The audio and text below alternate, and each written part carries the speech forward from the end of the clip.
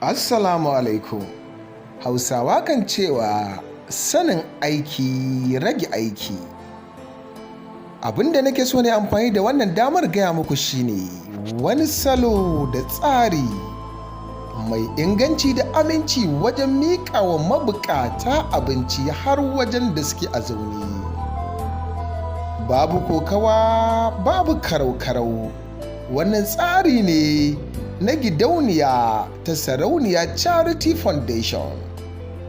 Wannan garin Abuja kenan inda mai gayya mai aiki take Hajiya Rabi'atu Fulani.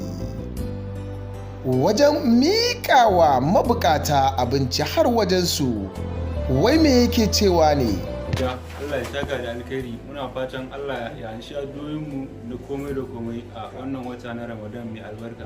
Mun gode sosai. So mu ma muna godiya, sannan kuma Fulanin asali ta ji godiyarka, mafificiyar godiya. Ubangiji ya sa albarka a cikin lamuranta.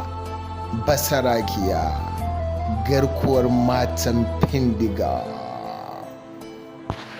San ka kai ni